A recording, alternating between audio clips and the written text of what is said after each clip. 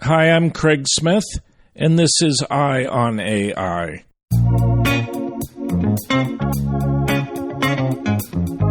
We've been slow getting started this year, so apologies to regular listeners. I've been working on an AI-enabled audio editing tool to speed production of the podcast. I'll let you know if it works. This week, I talked to Sejnowski, one of the pioneers of deep learning, who together with Geoff Hinton created Boltzmann machines, a deep learning network that has remarkable similarities to learning in the brain. I had recently read Terry's wonderful book, Deep Learning Revolution, and so our conversation followed much of what I learned from his writing. Terry has a remarkable mind, focused now on the convergence between deep learning and neuroscience. We talked about whether machines dream and the algorithms of the brain, whether Marvin Minsky was the devil, and how deep learning is shaping the future of education. Terry is also the chairman of the NeurIPS Foundation, which puts on the premier AI conference each year. We ended by talking about what's in store for the conference, which has grown and grown in recent years. I hope you find the conversation as captivating as I did.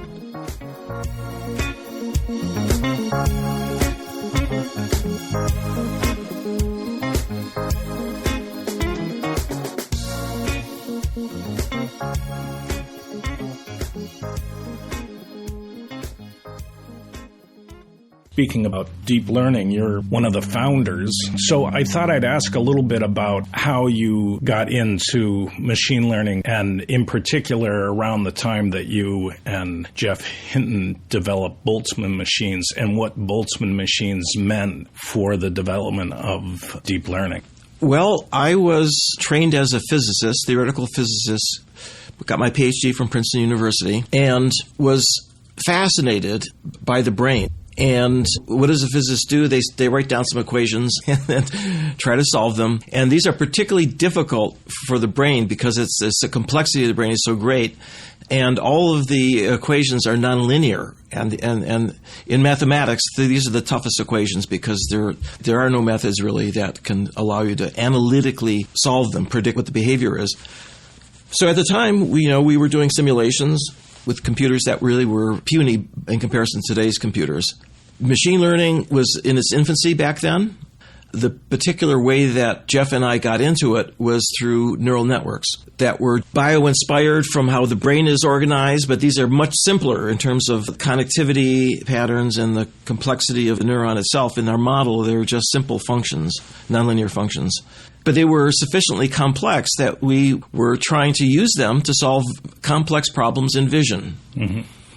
Vision seems very simple and deceivingly so because of the fact that when we open our eyes in the morning, we see objects, we pick them up. That seems like doesn't take any effort, any thought. And that's because nature has evolved our brains to see and to move over hundreds of millions of years.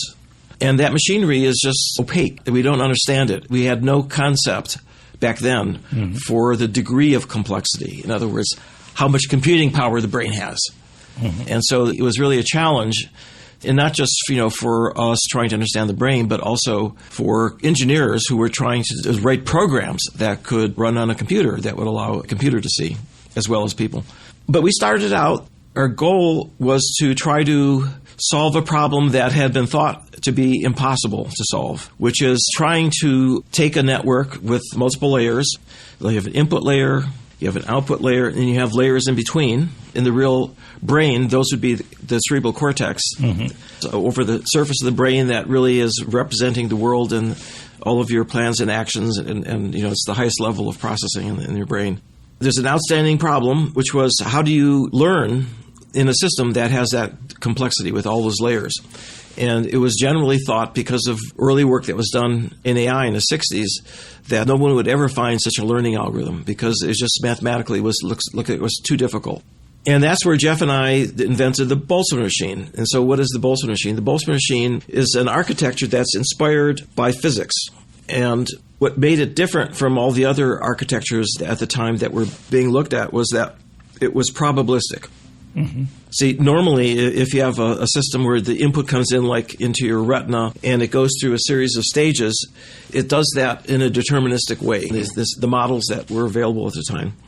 But what we tried to do was to say, look, maybe we can make progress if instead of automatically getting the same output, if the unit itself would have a probability to have an output that varied with the amount of input that you're giving it. So more input, probability gets higher, it's going to produce an output. And if the input is low, you'll still produce an output with a very low probability, and it introduces a degree of variability. Not only that, but it creates a different class of network, which is generative. What do I mean by that? By that I mean, in the traditional input-output network, no input, no output. Basically, there's nothing going on inside. But in the Boltzmann machine, even without an input, the thing is chugging away because there's always some probability that there'll be an output from each unit. And therein lies the secret that we discover to how you are able to learn in a very complex network with many layers, which we now call deep learning.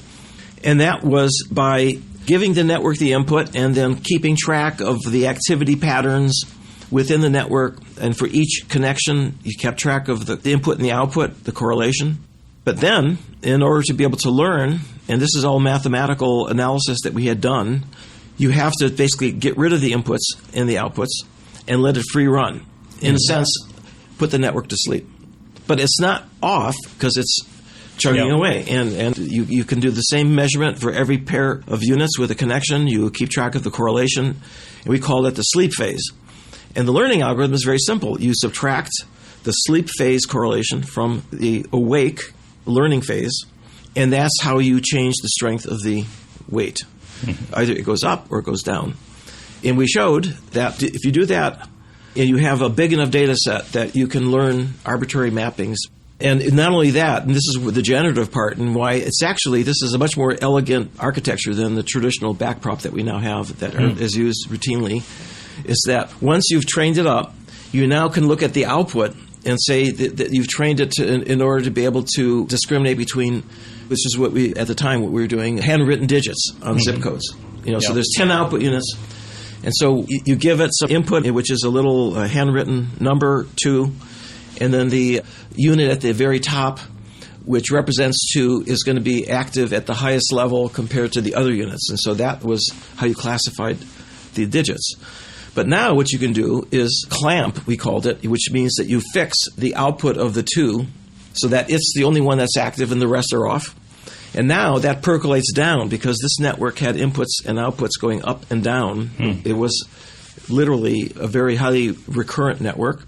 And what it would do is start creating inputs that looked like 2s. But they would be constantly changing. The loop at the top would come and go, and then the loop at the bottom would come and go, and they would wander around. And so it was basically dreaming. It was a dreaming about 2-ness, and the network had created an internal representation of what it meant to be a 2. And when you say put it to sleep, you mean stop with the inputs. That's right. In other words, you prevent any input from coming in, so that the network could express an input that represented this concept at the highest level. And so the information now, instead of flowing from the input to the output, is flowing from the output to the input. And that's what's called a generative network. And now we have even more powerful generative networks, the generative adversarial networks, which are amazing because not only can you generate 2s, but you can generate pictures of people's faces. Right. You can generate, you have to give it a bunch of examples, right? You just give it a bunch of examples of rooms like the one we're in, and it will start generating new rooms that don't exist with, different kinds of tables and chairs and windows. And they all look photorealistic, and that's what's really astonishing because we can create very high-fidelity models of the world. And in a sense, that's what the brain has because when we fall asleep and we dream, that's exactly what we're seeing. We're seeing the generated patterns that are based on our experience. And, that's a nice analogy, but you say in the book that a lot of times analogies are wrong. Do you think that it really is an analogy for brain learning during sleep? We thought so. Geoff and I were completely convinced we had figured out how the brain worked. In other words, is it just a coincidence that in order to be able to learn in a multi-layered network, you had to go to sleep? humans go to sleep every night for 8 hours. Why do we go to sleep? Yeah. And in fact, and this is really fascinating area, because one of the areas that I've helped to pioneer is trying to really understand what goes on in your brain when you fall asleep. Neuroscientists and people who are doing computational models like me have really made a tremendous amount of progress on understanding something about how experiences you have had during the day get integrated into your brain at night. It's called memory consolidation. Mm-hmm. And there's an overwhelming amount of evidence now, both on the psychological side but also recordings, that this is what's happening. There's something called replay that happens between a part of your brain that's important for memories, episodic memories, things that have happened to you, events, unique objects, things that something that happens to you during the day that's never happened before, right? And you remember it. You need the hippocampus for that. Mm-hmm. And during the night, the hippocampus plays back literally those experiences to the cortex. And the cortex then has to integrate that into the knowledge base, the semantic knowledge that you have about the world. It turns out that the Boltzmann machine analogy turned out actually to be a really good insight into what's really going on during sleep. But now, obviously, what's really going on during sleep is orders of magnitude more complex in terms of the numbers of neurons, the patterns of activity, which we have studied in great detail. But we really think that computationally, it's actually what's going on. So this is a theme that has come out, which is really the central theme of my book, which is that there's a convergence going on right now between our knowledge of the brain, on the one hand, and our ability to now create these large-scale networks in the image of the brain. Not precisely, we're not trying to duplicate the brain, but rather take the principles from the brain and try to build up systems that have some of the capabilities of the brain, like vision, like speech recognition, like language processing. And this is really going back and forth now, because now neuroscientists are watching what's happening with deep learning and getting inspired and coming up with hypotheses and now going back and testing it in the brain. And as we learn more about the brain, how it solves these problems, we can take that, and I'll give you some examples like attention. You know, one of the things we're looking around is that we're not just trying to process everything that's out there. We focus. Right. You focus on a particular object you want to pick up. You focus on reading. You're reading a sentence, and you're looking for something, right? And that means you have to redirect your attention around. Well, it turns out that if you add attention to these deep learning networks, you vastly improve their performance. When you add attention, in what way? By focusing the inputs? By having the network decide what's important in a scene like this. In other words, salience. What's important? Where should you be looking? Or if you're trying to do language translation, you may want to have a word at the beginning of a sentence may have a strong relationship with a word later in the sentence. And so you want to be able to hold on to that information, attend to it, while the inputs are coming in sequence, and now another word shows up, and those two words have to link together, right? Mm-hmm. So that's why attention is a way of marking and saying, this is important, keep it in mind. And then after you've linked up all these words into a semantic, it's now meaningful representation, you then begin to output words in another language, again, respecting those relationships between the words, how they're ordered and what their clauses look like. And in German, you have to wait to the end of the sentence in order to put the verb, right? The network has to understand that. It has to keep track of what the verb is, know what the verb is, and know where to put it. And this is all something we take for granted, right? That's what our brains are really good at. Yeah. And so as we learn more about the mechanisms that the brain uses for processing words and also, speech, vision, and so forth, these will get incorporated and improve the performance of the networks. And it's now, especially with natural language processing, this has really reached a point, as you probably know from your cell phone, where it's really good. I mean, speech recognition has gotten amazingly good for, speaker-independent speech recognition. It's just an amazing, ability now, even in noisy environments, to be able to detect people, and now even, voicemail is getting transcribed on your phone. So this is like, it's a whole new era. Yeah. Two things on that. On the attention part, I read a paper that they were doing some psychometric testing of networks, and the network could solve certain problems as well as or better than humans, but they really broke down on, it was called a concentric circle test or something, where there were dots and you had to identify which pattern was in a concentric circle, even though the lines were not Oh, yes. I'm familiar with that test. Okay. Right. And the network performed very poorly, and they realized that the sensors were evenly dispersed in the field of vision. And just intuitively, they thought, well, let's try like focusing the sensors and giving the computer vision foveal vision, a focus, and bang, it outperformed the humans. I mean, that to me was really interesting about, I don't know if that's related at all to the idea of attention, but. Well, what you're describing is overt attention. So because we have a fovea and can move it around, we can automatically attend to, with high resolution, a particular object in front of us and then jump to another object. Or on the face, we're not aware of it, but we're jumping around 3 times a second.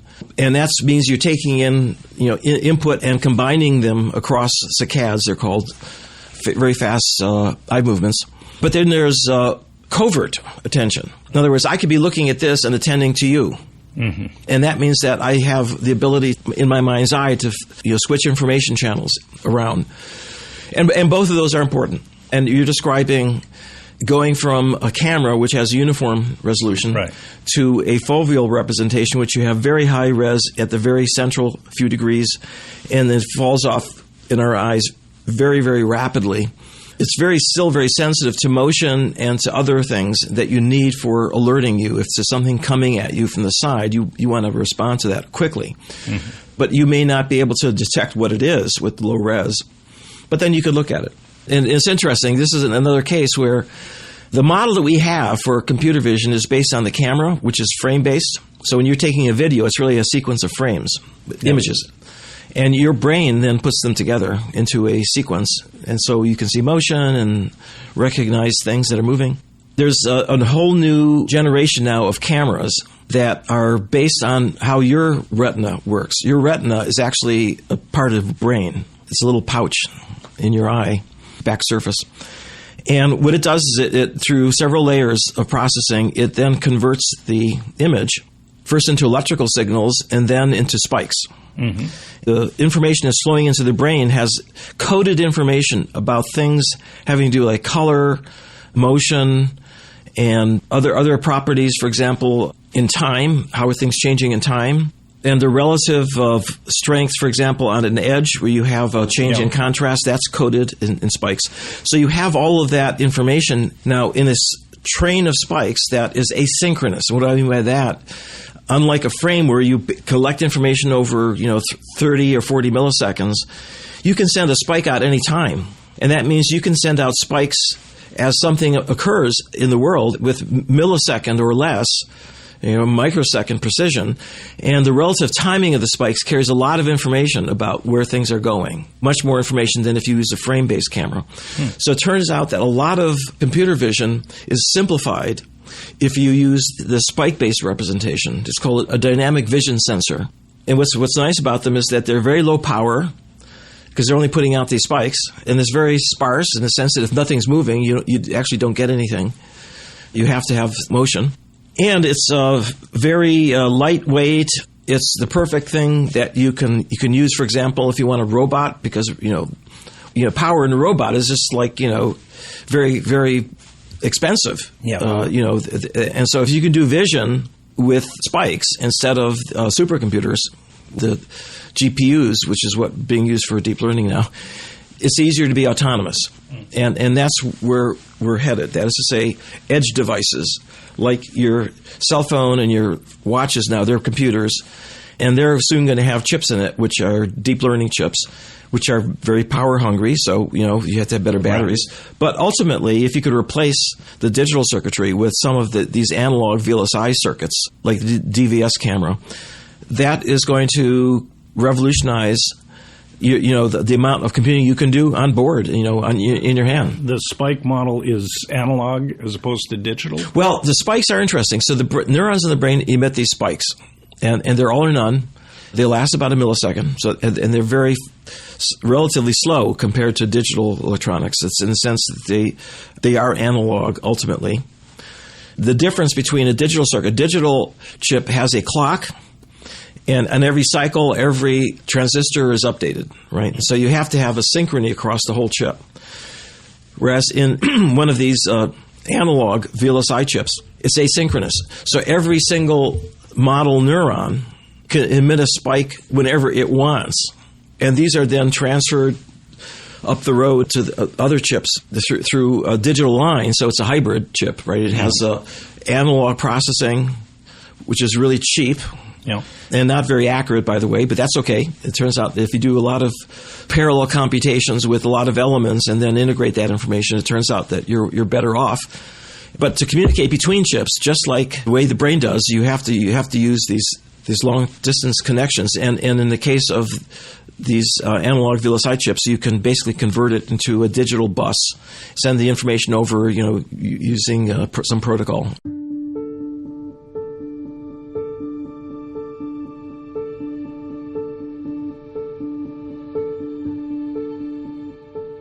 That was the 80s, and that was a very exciting time.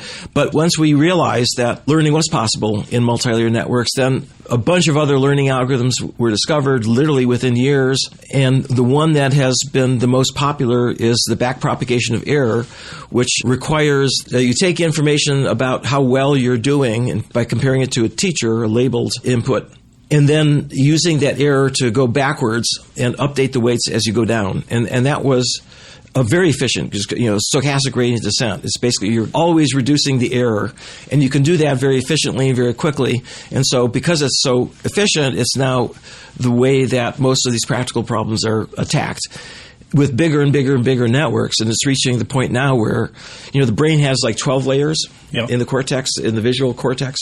So now people are dealing with networks that have 200 layers or more.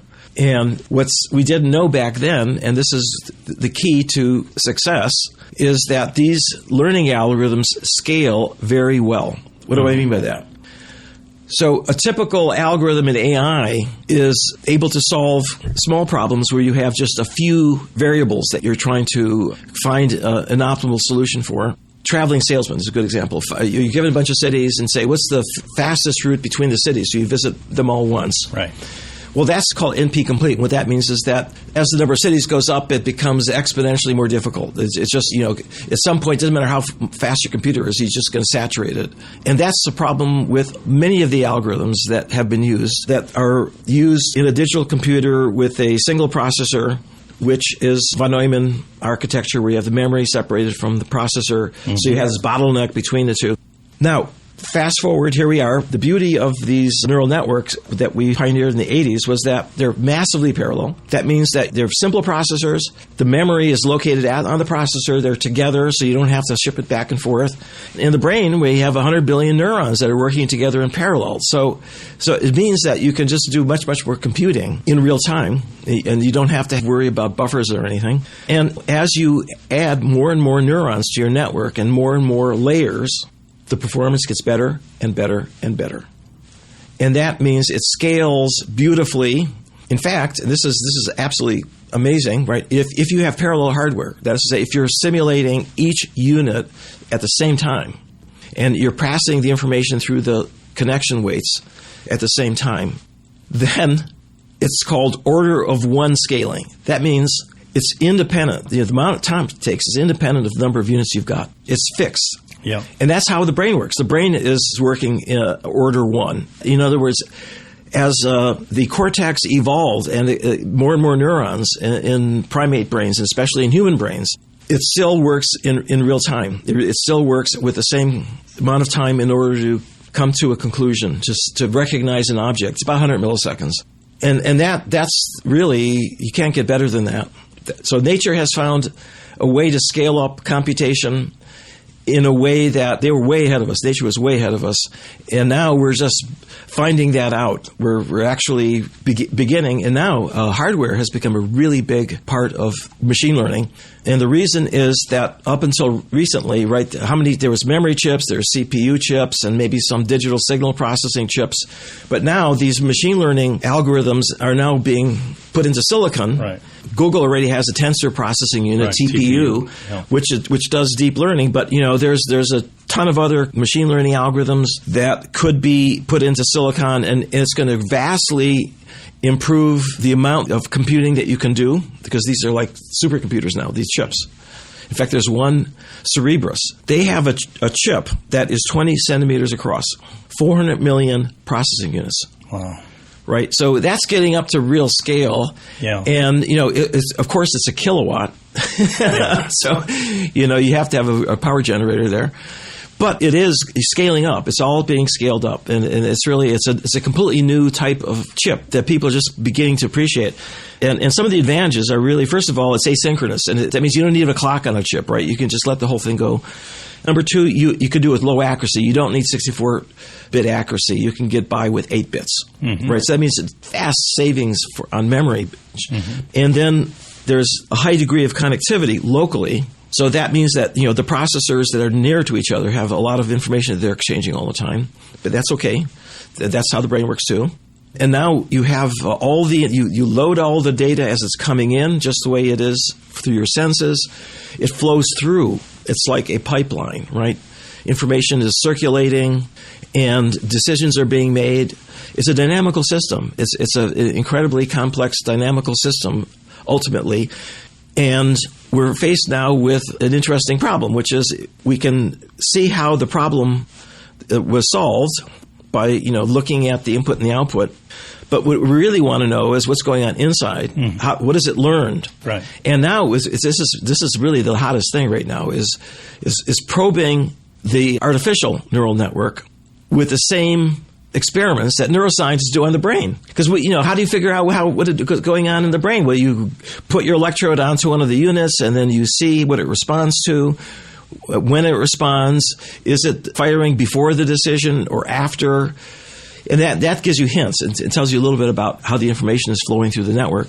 And so we're doing that now with these artificial networks, and it's really exciting. I heard a talk yesterday, for example, from a language researcher who is using these deep learning networks in order to create what's called word embeddings. And this is a way for language, for example, a string of words coming in as a sentence, to be represented in the semantic space.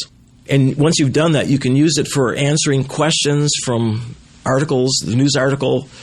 I mean, it's amazing. It'll answer the question. It will figure out, the semantics and what's going on, and it'll answer the question.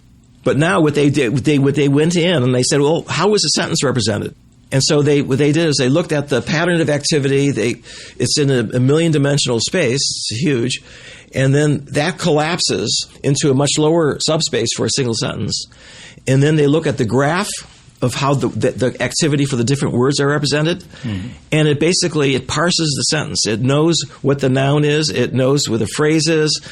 In other words, it has learned the structure of how syntax is organized in sentences. And it did that on its own, but by seeing a lot of sentences. Amazing. So what we're discovering, this is like a little lab for language. And this is a new theory of linguistics is going to come out of this, right? Because in the very same network, we have both knowledge of syntax and semantics, just like we have in the brain. The brain doesn't have a semantics box and a syntax box, right? It's integrating that information because it's all giving you hints about meaning, which is ultimately what you need as the output. You need to be able to answer a question, right? You need to understand what's going on. You can't just, look at, the word order, which is what linguists were doing in the last century. You really need to know what the words mean.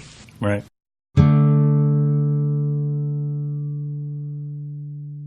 On modeling the algorithms of the brain, Boltzmann machines, as you described, seem to come close. The field shifted to backpropagation because it was so much more efficient, but it's pretty clear that the brain doesn't do backpropagation. Well, it's doing something that may be equivalent. And now, you see, this gives us a real strong hypothesis, saying, okay, how could the brain do it? Right? It's not going to. You're right. It's not going to do the same algorithm, but maybe there is information. There are feedback connections. There are more feedback connections than feed-forward connections in this hierarchy. What does that keep? Nobody knows what information is being carried. It's a mystery, and so now it gives us a hypothesis. Let's go in. Maybe that information is giving the earlier layer information about error. how to change the weights. But it may not be the backprop way of doing it, but there may be an equivalent way of doing it. But isn't that happening in the Boltzmann machine as well? You were saying that the information during the sleep period is... Well, that's an example. Okay, that's an example. Now, the Boltzmann machine has another assumption that we make, which is that every pair of units has reciprocal connections with equal strength, which is a pretty strong assumption. I mean, it's approximately true within the cortex, but it's not exactly true. Because of that, it is doing the equivalent of backpropagation, right? But it's doing it locally. It doesn't need to have the information flowing down from here. It's all being done at the same time over the whole network. And so it may be that the brain is somewhere between a Boltzmann machine and a backprop net, right? And this actually leads to a really exciting new, I think, area of research, which is of all possible computing systems, right, that are parallel, that have this ability to learn and the ability to take in lots of data and be able to classify or predict. We're just scratching the surface here. Yeah. I mean, this is like, the beginning of a whole new mathematical exploration of this space. And I've written an article that was recently accepted in the Proceedings of the National Academy of Sciences. The title of it is The Unreasonable Effectiveness of Deep Learning, because it is able to do things that are unaccountable. We don't understand how it does so well. It's like this language example I was giving you. What it has done is something that nobody would have been able to predict that. Even back in the 80s, if you had asked me, I would have said, well, that's unlikely. It's too difficult. The language is too difficult. No, it wasn't. And now we have to figure out why. And now the mathematicians are getting interested because they have all the tools to go in and understand something about this class of functions and try to analyze the representations and the geometry. I like that my analogy here is what happened in math back 250 years ago when Joseph Fourier came up with a series expansion.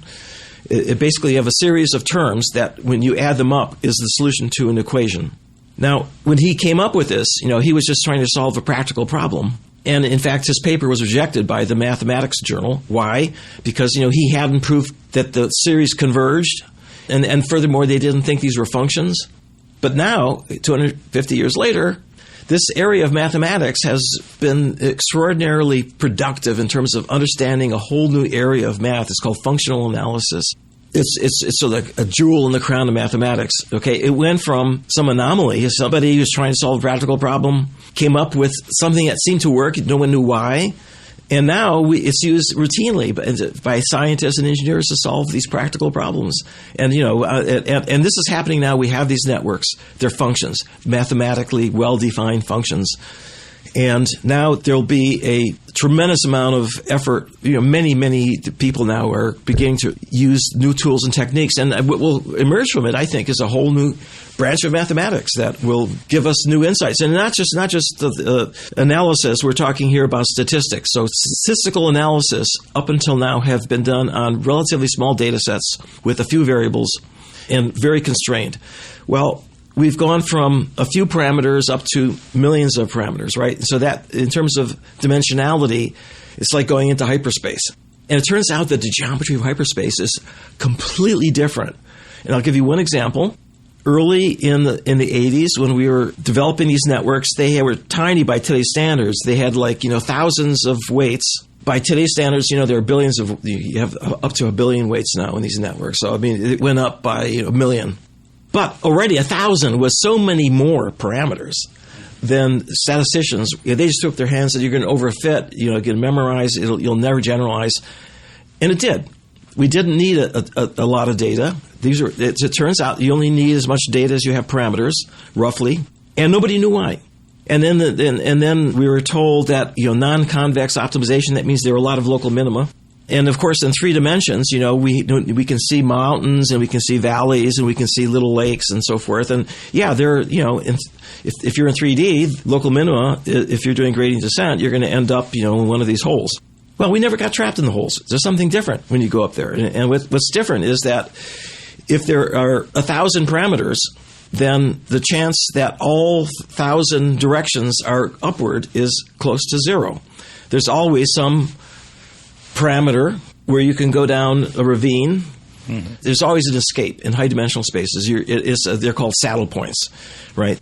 2 directions go up, 2 go down. That's a saddle. And now if you're in a million-dimensional space, it really becomes extremely diverse in terms of directions you can go.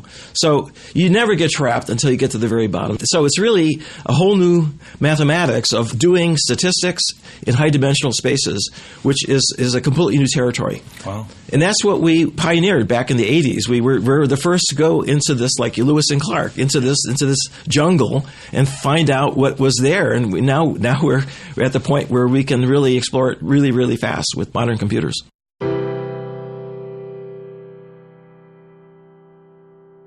Couple of questions. One, historic. Marvin Minsky and Seymour Papert kind of killed the field with their book Perceptron.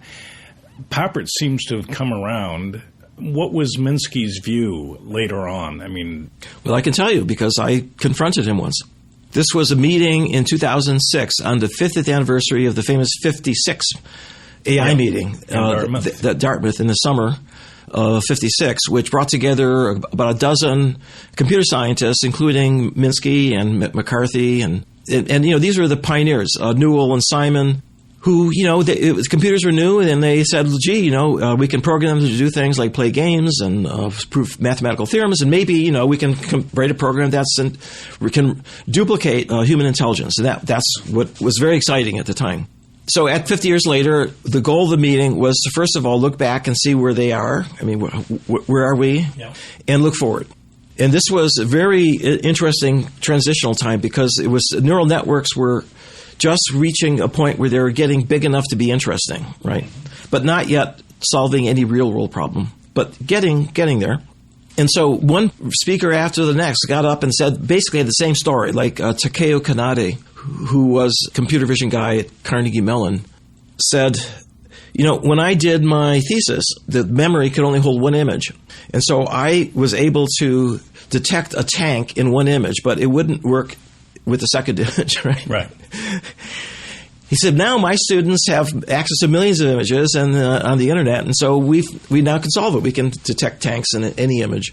And everybody basically the same thing. And the same thing with parsing sentences, right? Gene Cherniak, Brown University, said, with the generative grammars that were available at the time, from linguists like Chomsky, we tried to write a computer program that would use that structure to be able to take a sentence and parse it. And it never worked.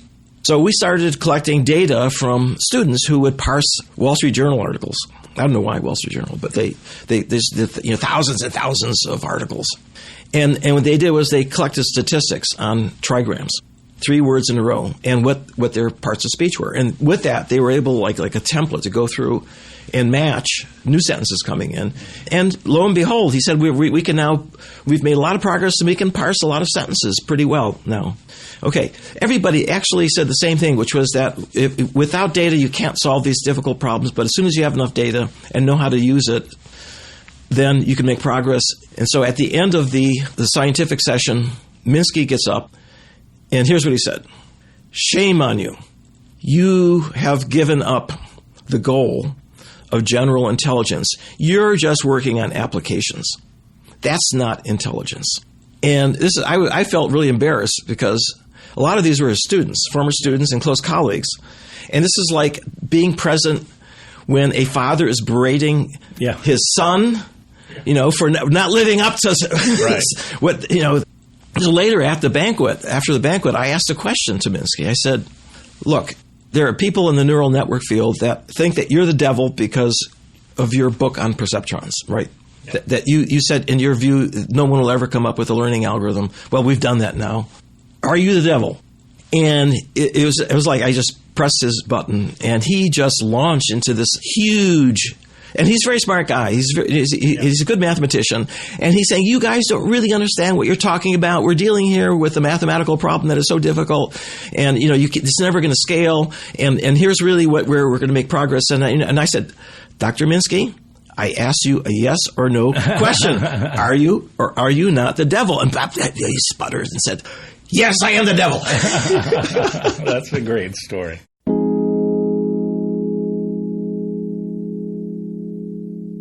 I want to ask just on the analogies of the algorithms in the brain.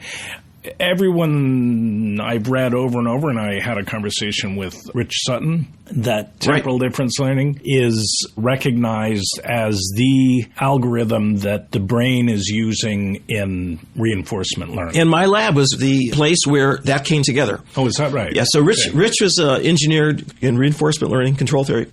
I had two postdocs in my lab, Peter Dayan and Reed Montague. And we came up with a hypothesis that the dopamine neurons in the basal ganglia were computing what's called reward prediction error. Mm-hmm. That's the key thing to temporal difference. And that has subsequently been tested in monkeys, and it gave rise to a huge, with humans, with functional imaging, huge, research projects. And now it actually created a field called neuroeconomics, which is how humans make decisions based on the reward prediction error that is coming out of the dopamine neurons. So that was, he was absolutely right. This has really had a feedback from AI directly to neuroscience. And this was back in the 90s when we did that. Yeah, so bioinspired. I mean, this is what's happening now over and over again. As we understand a little bit more about what works in machine learning, we take that and we go back to the brain and look for it. Look for something, not the details necessarily, like the backprop, but we look for the principles. Mm-hmm. The principle is that you have to have information about error somewhere in your system, and you have to get it to the right place at the right time. That's the principle now that we're working with in neuroscience. And I'll ask probably an ignorant question, but are these algorithms restricted to certain classes of neurons, or do algorithms in the brain function across groups of neurons? I mean, and could those same groups of neurons be executing other algorithms? I mean, or is there one, master algorithm for the brain that is flexible enough that it's doing everything? I can assure you that's not the case. There is no master algorithm. We know enormous about plasticity. Plasticity is the change in the strength of connection between a neuron at synapses. It's the change in the excitability of neurons. It's the change in thresholds.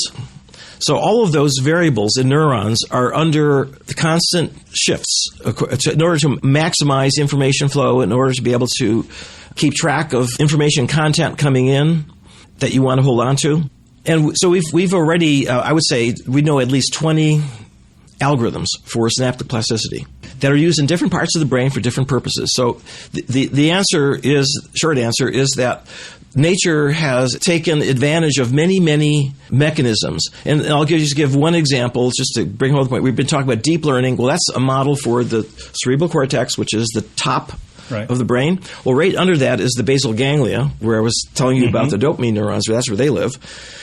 And that's where temporal difference learning works. So there's two different learning algorithms. One, and they're both in the brain. There's a deep learning algorithm of some sort in the cortex, and then there's a temporal difference learning in the basal ganglia. And the basal ganglia talks back to the cortex. There's a big loop there. And we know the basal ganglia is there for being able to learn sequences of actions that take you to a goal or a reward. And that could be far in the future. And that's what temporal difference does for you. And you put these two together, and what do you get? AlphaGo, right? That AlphaGo depended on having a really rich representation of the board. That's deep learning. At the same time that it was making decisions about what move to make, and that's temporal differences. Right. And it's the talk between those, the crosstalk back and forth, that produces magic. By the way, I mean, this is another sidelight, which is Noam Chomsky, brought him up earlier in the case of linguistics. He speculated, again, like Minsky and Papert, he speculated that there would be never any way that a learning system could learn language. It was just too complicated. It was a New York Review of Book essay in 1977. And if you analyze the logic, of that, here's the logic of both Minsky and Papert and Chomsky. I'm the smartest person in this field, and I don't think it'll ever happen. It's inconceivable to me that this would work. Therefore, it's impossible. It's called argument from ignorance.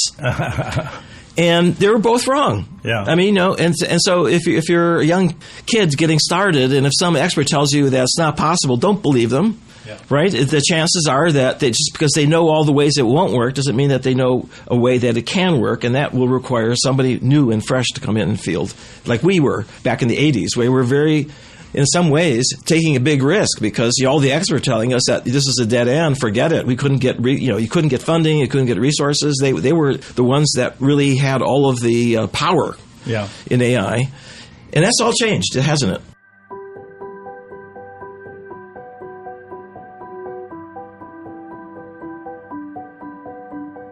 I do want to talk quickly about temporal dynamics of learning centers and the science of learning, and when can we expect that to be productized for students in the market, whatever advances are being made.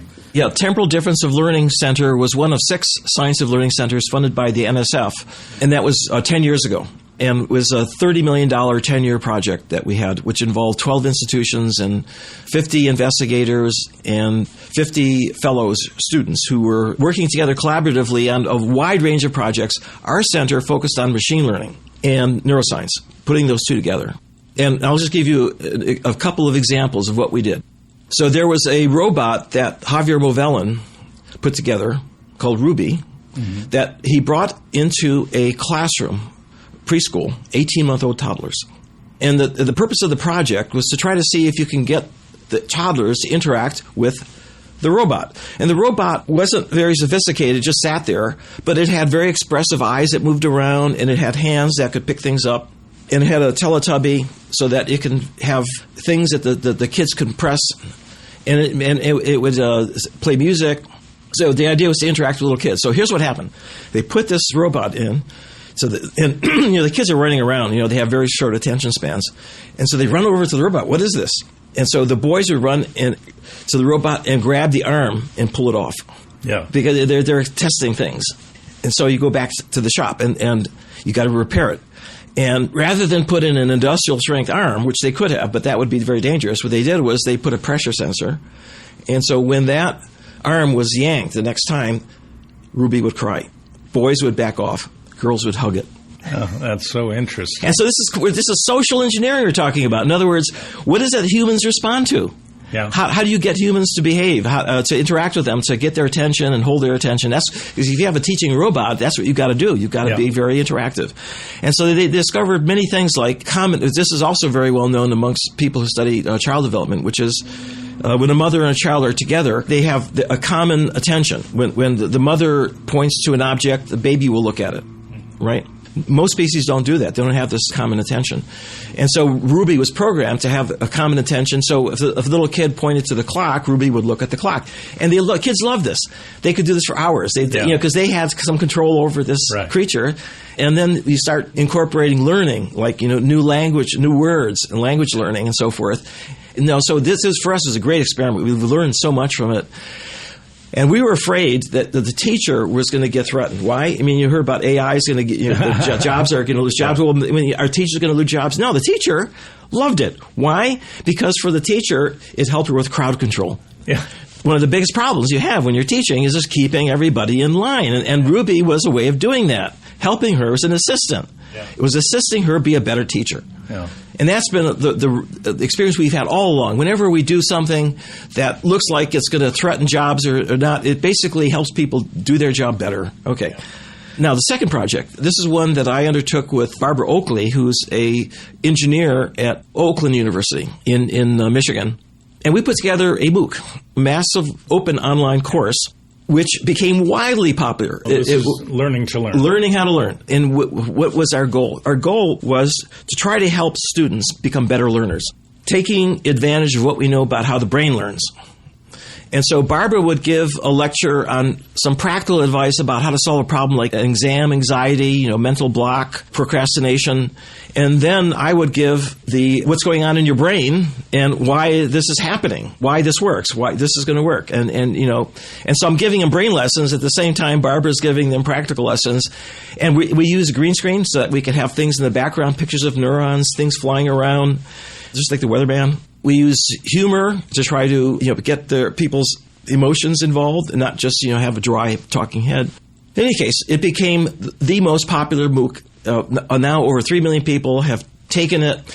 I get fan mail every day, people in 200 countries, ages 10 to 90. And it really is having an impact. And this is, I think, what we're headed, which is that we can use assistants, right? Like, for example, Alexa. You can imagine Alexa being programmed so that it interacts and help educate, individuals, have a model of that child, not just all one way. Although Coursera is a really great platform because it allows you to have a forum where students can ask questions, and we have TAs that go and help. Yeah. And there are meetups in cities. At Starbucks, meet there on Sunday at noon. And so there's a lot of machinery here to help get the students interacting with each other. In education, it's been well established that by far the best education is when you have one-on-one with an adult who's a really good educator and a child, and the adult understands the child very well over many years and can help the child get through mental blocks and so forth. But that's very expensive, very labor-intensive.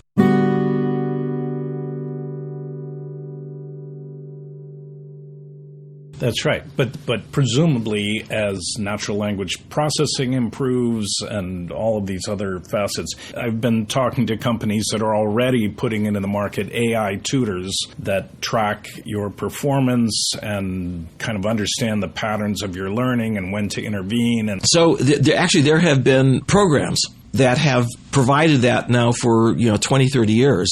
So that's not new. What's new is the interface.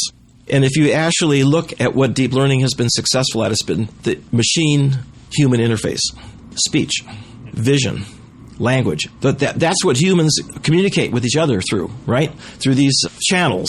And that's where we've made the most progress. And that can be put into use now immediately in order to be able to bring to the student, instead of sitting in front of a computer and pressing the buttons, now the student can talk to Alexa or the tutor or the assistant or whatever. And now that can be a dialogue. It could, it's going to be much more efficient. It'll be much more natural, and it'll make it more fun to have someone that you can talk to, right, rather than a computer. Yeah. Do you know of anyone that's doing that yet? Oh yeah. Amazon is actually has competition where they want people to write programs for Alexa, and so there's educational programs out there now for Alexa that are being built. Education, I think, is going to be the killer app for deep learning. And the reason is it's so important.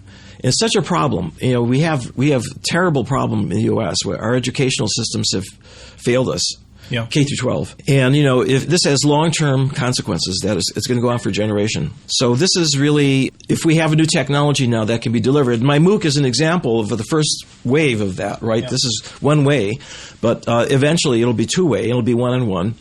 And that's going to make education so much richer and so much better for everybody, And it's not going to get rid of the teachers, right? Because you still need humans in the loop overseeing things and making decisions about blocks, in terms of when is a student really going to go on to the next block and so forth.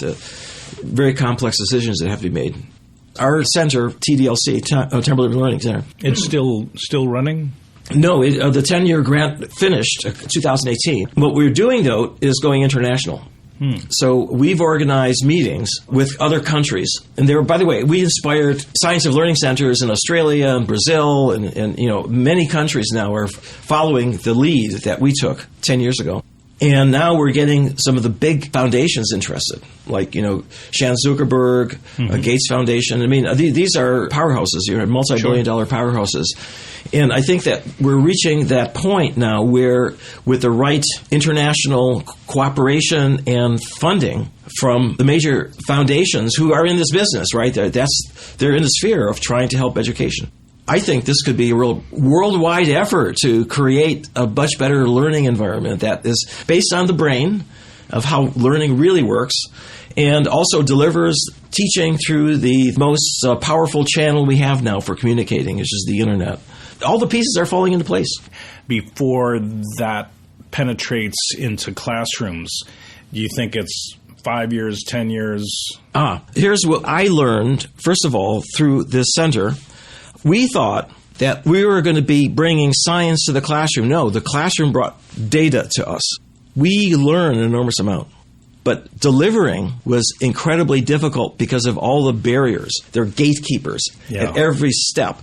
There are 12,000 school districts in the U.S. Yeah. And if you needed to take some software into a classroom, you're going to knock on 12,000 doors. And then if you get past those doors, you have a problem with unions. Do teachers want to learn a completely new curriculum that you need to actually deliver this stuff? And so it was clear that, we're academics. We don't know how to do this. You'd have to start a business. And so it would just be, and it would take decades, many decades, right? Because our educational system is so frozen. And it's a huge multi-trillion-dollar industry. So this learning how to learn, Coursera taught us something. It taught us that the way that you get into people's homes is to bypass all the gatekeepers and go directly through the internet.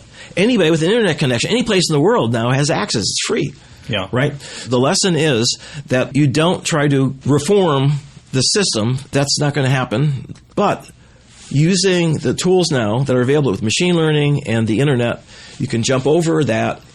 And parents, of course, they want the best for their kids. Of course. And that's happening more and more. The parents are figuring out that they can get much better lessons for their kids through the internet than they're getting at school. And so that's going to happen. That's going to be accelerated. And now if we have a personal teaching assistant, right, that's coming out of 10 million of these smart speakers that people have in their homes, they already have the technology in their homes. You just got to now use it. You have to program it. You've got to get deep learning there in the loop. So that's where I think things are headed. And how long will that take? Well, in a sense, the hardest part has already been done, which is building up the infrastructure. The infrastructure is there. And now it's going to be companies going in with software and building up better and better interfaces. It's not easy. I mean, we're dealing with very complex problems that kids have when they're learning. So you have to really understand something about being a really good educator at the same time that you're being a good engineer. But that will happen. It's already happening.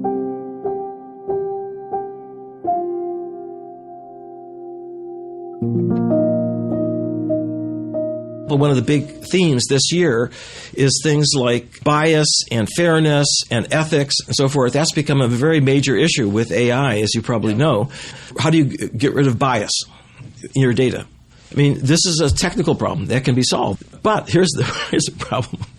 It turns out it's very difficult to, for example, fairness. The word fair means different things in different cultures. Yeah.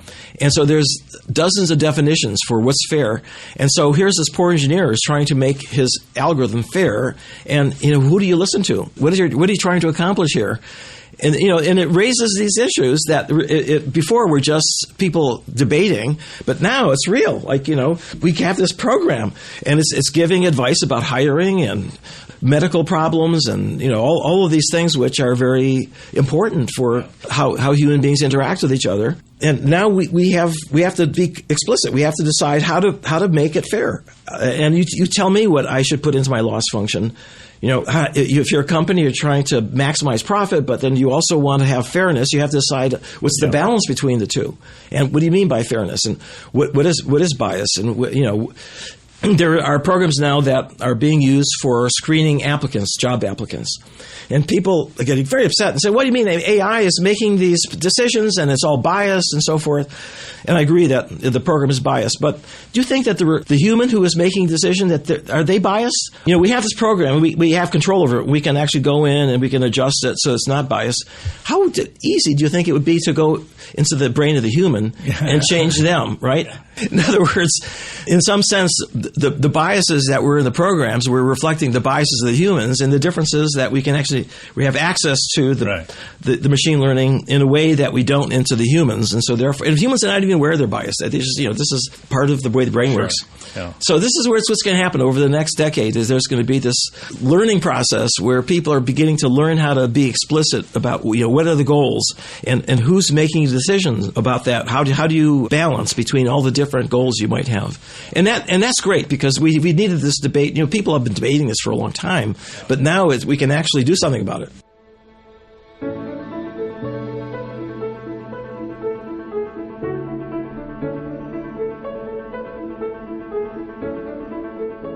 Where is NeurIPS going?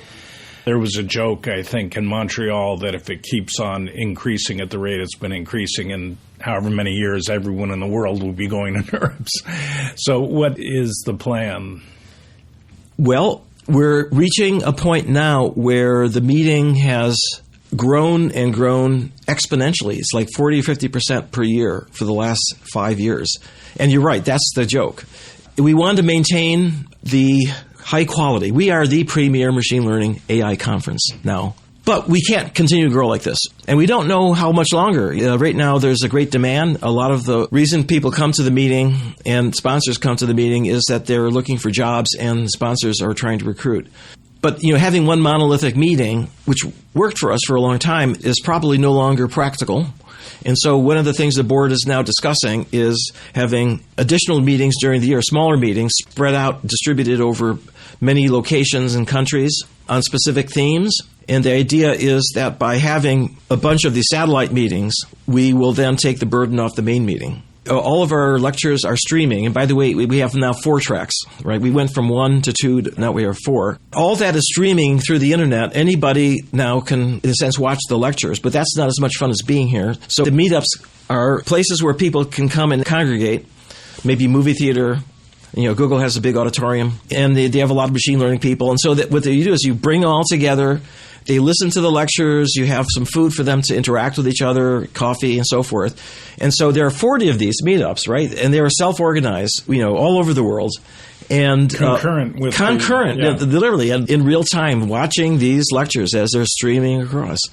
Again, taking advantage of modern technology to be able to distribute the information, to draw in more people. It's also better for carbon. You don't have as many pounds of carbon dioxide going into the air, right?